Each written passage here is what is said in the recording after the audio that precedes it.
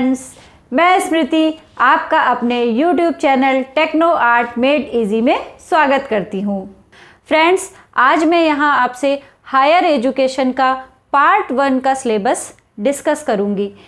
Part 1 का जो syllabus है वो सारे सब्जेक्ट के लिए एक ही होता है, जनरल नॉलेज से रिलेटेड होता है। ये पार्ट 1 हर सब्जेक्ट का जो सेम सिलेबस है ये सबको क्लियर करना भी ज़रूरी होता है, क्योंकि आपने कितना अच्छा भी सेकंड पार्ट किया हो लेकिन आपने अगर फर्स्ट पार्ट नहीं किया है या आपने उसको क्लियर नहीं किया है तो आप पेपर को क्लियर नहीं कर पाएंगे। तो आपको फर्स्ट पार्ट पे भी उतना ही फोकस करना पड़ेगा। फ्रेंड्स, मैंने ड्राइंग सब्जेक्ट के भी सिलेबस पर डिटेल वीडियो बनाया है। अगर आपने मेरा वो वीडियो नहीं देखा है तो उसका लिंक मैंने डिस्क्रिप्शन में दिया है, आप वहाँ से जाके उस वीडियो को देख सकते हैं। एक चीज़ और बता दूं कि ये जो पार्ट 1 होता है इसमें टोटल 30 क्वेश्चंस होते हैं और ईच क्वेश्चन हमारा 2 मार्क्स का होता है।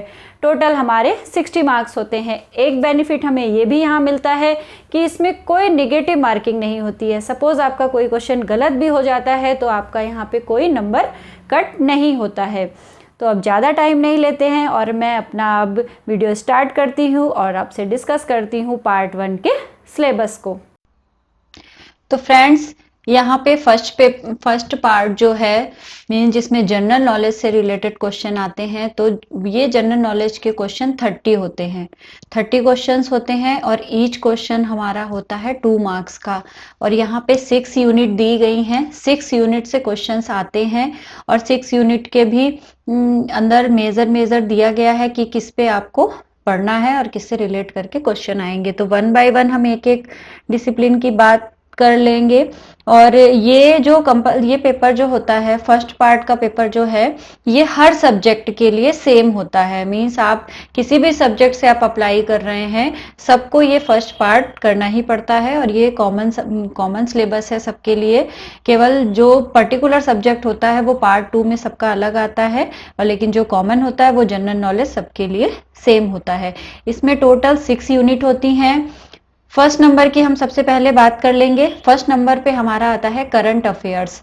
करंट अफेयर्स में भी इन्होंने हाईलाइट कर दिया है 4 पार्ट पे ज़्यादा हमें ध्यान देना है, जिसमें major events, current affair, national और इंटरनेशनल, जो भी करंट में नेशनल और इंटरनेशनल लेवल पे जो भी इवेंट्स हो रहे हैं होते हैं या लास्ट अभी 1 ईयर तक का हमें पढ़ना पड़ता है, उसमें से जो भी चीज़ें फेमस चीज़ें हैं जो रही हैं उनको हमें पढ़ना पड़ेगा।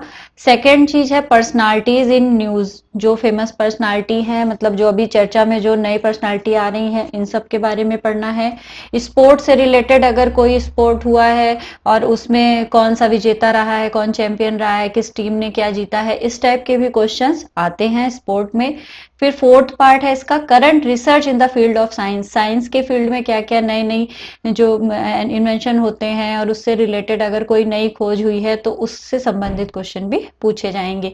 करंट अफेयर्स तो बहुत बड़ा क्षेत्र होता है, लेकिन यहाँ पे इन्होंने डिवाइड कर दिया है 4 पार्ट्स पे। ये जो 4 मेन पार्ट है इससे ही क्वेश्चन आता है, सबसे 1-2 करके क्वेश्चन आता है।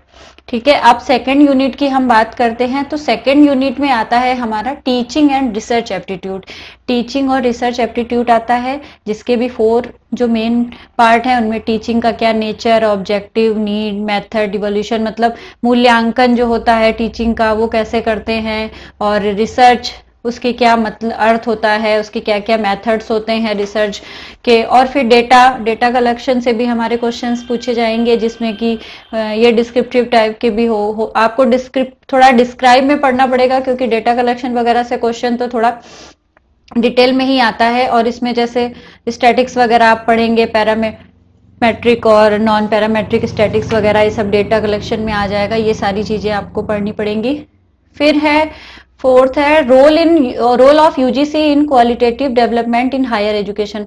हायर एजुकेशन में जो यूजीसी का जो रोल है, और मेन आपको यूजीसी के बारे में, जो हायर एजुकेशन में जो यूजीसी का काम है और उसकी कोई जो मेजर नई अगर कोई नया कुछ आया है उससे यूजीसी से रिलेटेड हायर एजुकेशन में क्या बदलाव हुआ है, इस टाइप से भी अगर कुछ हुआ है तो वो भी हमें पढ़ना है। थर्ड यूनिट की बात कर लेते हैं। थर्ड यूनिट है हमारा information and communication technology, ICT। इसमें 3 पार्ट हैं। फर्स्ट हमारा ICT का मीनिंग, एडवांटेज एंड डिसएडवांटेज पूछता है।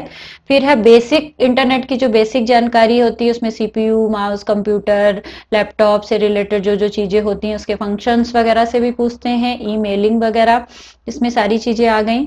और सी थर्ड नंबर पे है general abbreviation and terminology. Terminology मतलब मींस किसी का फुल फॉर्म पूछ लिया या किसी का पूछा कि इसका क्या यूज होता है, इस टाइप से भी क्वेश्चन आता है।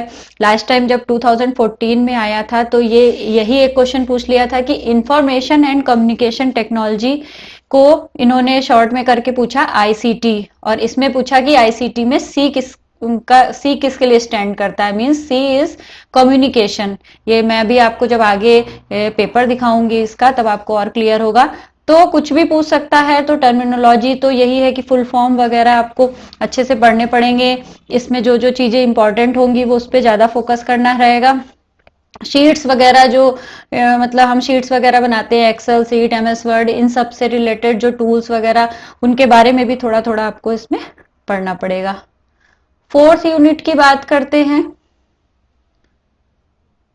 फोर्थ यूनिट है हमारा पीपल एंड इन्वायरमेंट। अब यहाँ पे आ गई पर्यावरण से संबंधित, इसमें है people and environmental interaction, means जो प्राकृतिक और प्रकृति और मनुष्य का जो इंटरेक्शन है आपस में, जो उनसे रिलेटेड क्वेश्चंस पूछे जाएंगे।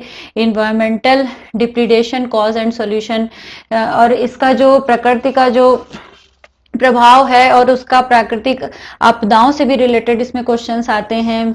और national international affairs of better environment, environment से रिलेटेड जो नेशनल और इंटरनेशनल एक्ट होते हैं और क्या क्या उसके लिए स्कीम बनती हैं अलग अलग, उन सब पे भी इसमें पढ़ना पड़ेगा। ये नेशनल और इंटरनेशनल दोनों पढ़ना है, इसलिए ये क्लियर करके यहाँ लिखा गया है। इन्वायरमेंटल कंट्रोल भी है, इसके बारे में भी हमें पढ़ना है। नेचर से क्या क्या रिलेट करके हम मतलब देख सकते हैं और कौन कौन सी नई नई उस पे वो बन रही हैं, स्कीम्स बन रही हैं गवर्नमेंट की नेशनल या इंटरनेशनल लेवल पे, तो ये स्कीम वगैरह पे भी हमें ध्यान देना पड़ेगा। नेक्स्ट है यूनिट 5 की बात करेंगे। इसमें आ रहा है Indian history and geography. Indian history लिखा हुआ है तो हमें बेसिकली अपने इंडिया की ही हिस्ट्री के बारे में पढ़ना है। और ज्योग्राफी, इसमें इंडियन कल्चर स्पेशली दिया है, इंडियन कल्चर के बारे में हम पढ़ेंगे, जिसमें वैदिक सभ्यताएं वगैरह आ गई पुरानी, और जो इंडियन कल्चर में जो सिविलाइजेशन वगैरह है, इंडियन इंडस वैली सिविलाइजेशन वगैरह, इससे रिलेटेड करके भी क्वेश्चंस आ सकते हैं। फिर बी है नेशनल मूवमेंट। हाँ, मूवमेंट पे भी क्वेश्चंस आते हैं, जो भी नेशनल मूवमेंट थे जैसे भारत छोड़ो आंदोलन और सविनय अवज्ञा वगैरह, इस टाइप के जो मूवमेंट हुए थे वो भी पूछे जाते हैं। इंडिपेंडेंस के पहले जो भी मतलब जो हमारे नेता वगैरह थे जो पहले जिन्होंने उसमें स्वतंत्रता संग्राम में रोल निभाया था, उससे भी रिलेटेड करके क्वेश्चंस आते हैं, या इंडियन नेशनल कांग्रेस से रिलेटेड क्वेश्चन आएंगे। फिर है, इसका ही 3 पार्ट है, origin of universe and solar system. Solar system से भी रिलेट करके क्वेश्चंस आएंगे इसमें। फिर है इंडियन ज्योग्राफी पे क्वेश्चन आएंगे, जनरल मींस बेसिक ही आएगा इसमें। बहुत इंडियन ज्योग्राफी है, इसमें लिखा हुआ है, इसमें बहुत ज्यादा हमें वाइल्ड उस पे नहीं जाना है। इंडियन ज्योग्राफी कौन सा जगह कहाँ पे है, किस रेखा पे कौन सी रेखा के पास कौन सी जगह पड़ती है, इस टाइप से भी क्वेश्चन आता है घुमा के। अभी जब मैं क्वेश्चन आपको एक बार दिखा दूंगी तो थोड़ा और आपको ये क्लियर हो जाएगा, क्योंकि ऐसा क्वेश्चन उसमें आया हुआ है। 6 पार्ट की बात कर ले तो 6 नंबर के यूनिट पे है Indian constitution and economy. Economy यानी भारतीय अर्थव्यवस्था और संविधान से संबंधित क्वेश्चन आएंगे। इसमें फंडामेंटल राइट्स आएगा, और कौन सा एक्ट जो भारत का जो संशोधन होते हैं जो संविधान के, उस वो कब हुए, कौन कौन से हुए, कितने हुए, और इस टाइप के भी क्वेश्चन आते हैं इसमें। नेक्स्ट है पॉलिटिकल सिस्टम, मतलब लोकसभा, राज्यसभा और जो न्यायपालिका, इन सब से रिलेटेड करके भी क्वेश्चन आएंगे।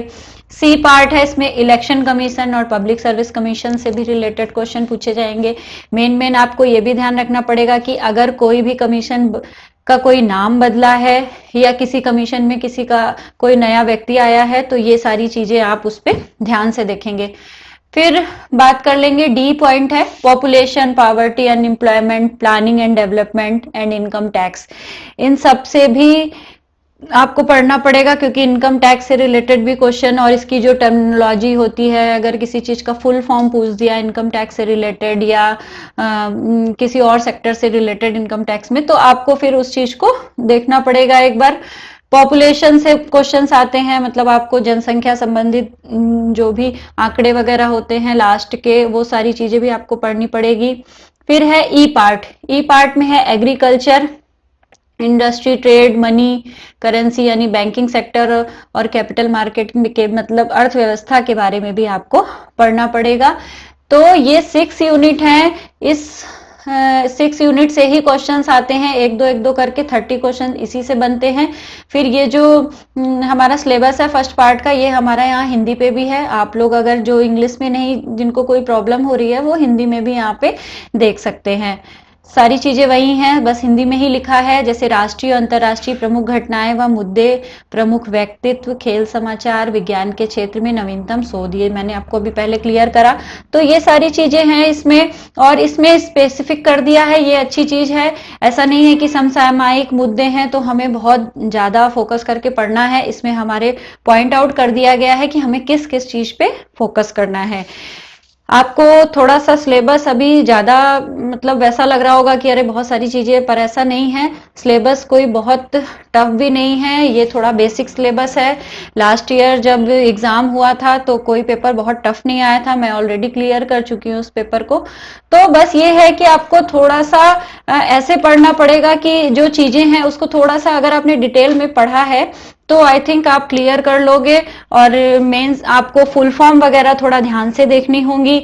स्पोर्ट्स वगैरह पे थोड़ा ज्यादा ध्यान रखिएगा, क्योंकि इससे क्वेश्चन बनता ही है। क्योंकि अभी लास्ट टाइम पे कौन सा फेमस या कौन सा रिसेंट में अभी कोई भी अगर चैंपियनशिप हुई हो फुटबॉल की, क्रिकेट की या किसी भी स्पोर्ट की, तो उसमें कौन चैंपियन रहा, तो इस टाइप के क्वेश्चन जरूर आते हैं। उसके बाद 2-3 चीजें ये है, जैसे मैंने आपको बताया था कि जो ये सूचना और संचार प्रौद्योगिकी मीन्स आईसीटी है, इसकी जो टर्मिनोलॉजी होगी, इसके जो फुल फॉर्म वगैरह होंगे, इस पे भी आप थोड़ा इंटरनेट से रिलेटेड जो चीजें होंगी उसको ध्यान से देख लीजिएगा। और फिर ये है कि अगर अब जैसे नेचर से रिलेटेड क्वेश्चन होते हैं, तो कुछ क्वेश्चन तो ऐसे कॉमन क्वेश्चन होते हैं, कुछ हम अपना देख के भी उसका आंसर समझ जाते हैं, और कुछ जैसे ये न्यायपालिका, कार्यपालिका, ये भारतीय संविधान और अर्थव्यवस्था से जो रिलेटेड क्वेश्चन होते हैं उसके लिए आपको थोड़ा सा पढ़ना पड़ेगा। और सारे ही यूनिट से क्वेश्चन आते हैं, जो टोटल 30 क्वेश्चन होते हैं वो सारे यूनिट से आते हैं। ऐसा नहीं होता है कि कोई यूनिट छूटा हो, सबसे क्वेश्चन आएंगे ही आएंगे। आपको मूवमेंट भी अच्छे से पढ़ना है, मे बी कोई मूवमेंट का टाइम पूछ लेगा या किसी मूवमेंट में कौन मेन था, इस टाइप से अगर चीजें पूछ ली तो वो भी इसमें आती हैं। नेक्स्ट चीज ये भी है कि इसमें जैसे कि स्टेट वाइज भी पूछा जाता है कई बार कि अगर किसी स्टेट का मतलब ज्योग्राफी की बात मैं बोल रही हूँ अभी यहाँ पे, कि ज्योग्राफी में अगर देखें तो ऐसे क्वेश्चन भी पूछता है घुमा के कि कौन सा राज्य है और मतलब किस सीमा रेखा के पास लगता है, या कौन सी मतलब विषुवत रेखा के पास है या किसी और रेखा के पास है। इस टाइप से भी क्वेश्चन इसमें आया है। नेशनल पार्क वगैरह भी आप ध्यान से देख लीजिएगा कि कौन कौन से नेशनल पार्क हैं। तो ये सारे 6 यूनिट्स हैं, इन सबसे क्वेश्चंस आते हैं। इन सब के लिए आपको बुक्स वगैरह पढ़नी पड़ेंगी, प्रतियोगिता दर्पण वगैरह जो अच्छी बुक्स होती हैं, और ल्यूसेंट वगैरह उनसे आपको, और एनसीईआरटी की बुक सबसे ज्यादा अच्छी रहेंगी, क्योंकि अगर आपको इंडियन हिस्ट्री, ज्योग्राफी पढ़नी है, इकोनॉमी पढ़नी है, तो आपको एनसीईआरटी की जो 9th की और 12th की बुक्स होती है उन सबसे आपको काफी हेल्प मिलेगी। एक बार आपने अगर उसको देख लिया तो उससे आपको चीजें इन सब के बारे में क्लियर हो जाएगी। आई होप आपको ये सिलेबस फर्स्ट पार्ट का समझ में आया होगा। अब मैं नेक्स्ट वीडियो लेके आऊंगी जिसमें मैं आपको इसके फर्स्ट पार्ट के क्वेश्चंस दिखाऊंगी कि कैसे क्वेश्चन आए हुए थे, ताकि आपको और क्लियर हो जाएगा सब्जेक्ट, मतलब ये सिलेबस और क्लियर हो जाएगा, अच्छे से समझ में आ जाएगा कि क्वेश्चन किस टाइप के आते हैं। मिलते हैं अब अपने नेक्स्ट वीडियो में।